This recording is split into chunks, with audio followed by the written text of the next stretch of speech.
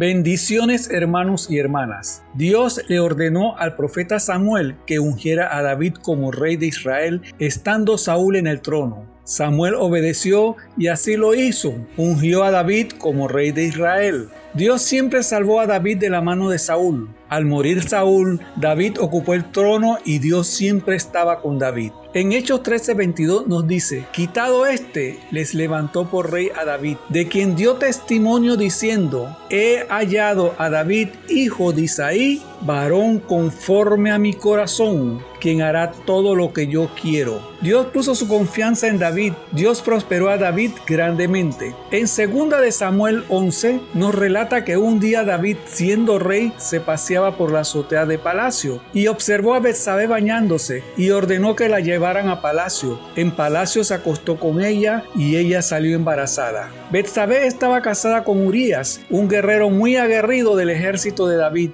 David dio órdenes para que éste fuese puesto en donde el combate era más duro. Las órdenes de David se cumplieron y los amonitas mataron a Uzías. Luego de la muerte de Uzías, David tomó a Betsabé como esposa, desagradando a Dios. En 2 de Samuel 12 narra que Dios envió al profeta Natán que fuera a David. Natán fue a David y le relató la historia de un hombre pobre que tenía una sola corderita. Su vecino era un hombre rico. El rico tuvo una visita y se robó la corderita del hombre para servirla a su visita. Esto hacía referencia a que el hombre rico era David, el hombre pobre era Uzías y la corderita era Betsabé. David se enfureció y le dijo al profeta que ese hombre debería pagar 4 veces al hombre pobre porque lo había hecho sin misericordia. Natán le dijo: ese hombre eres tú. Fue en ese momento que David comprendió y vio la magnitud de su pecado y escribió este hermoso Salmo 51 o Salmo del Arrepentimiento. Hay 3 aspectos muy importantes que debemos considerar en este salmo.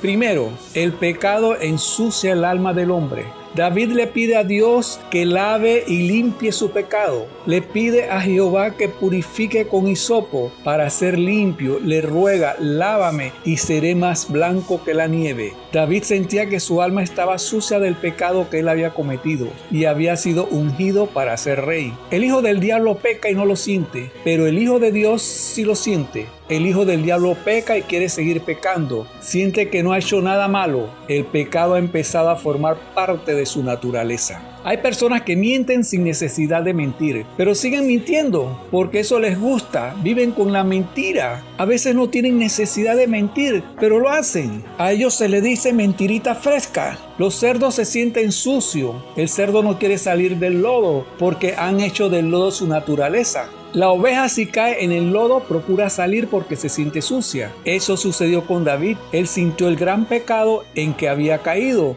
y quería salir del lodo como la ovejita. Por eso David pide a Dios que lo limpie de sus pecados, porque el pecado ensucia y mancha el alma de los hijos de Dios. David se sentía asqueroso como los cerdos. La diferencia es que a los cerdos les gusta el lodo y les gusta seguir en el lodo. Pero él no era cerdo, era hijo de Dios. Necesitaba quitarse esa mugre, ese sucio de encima. 2. El pecado crea tribulación en la mente. David no se podía quitar el pecado de encima. El pecado estaba ahí, él lo sentía muy profundamente. El Espíritu Santo es su conciencia, le recuerda el pecado cada instante. Esto se convierte en un gran dolor de cabeza espiritual, una migraña espiritual. El que Dios le haya reclamado y le dijera que el hijo que le había nacido con Betsabé ciertamente moriría, no lo dejaba en paz.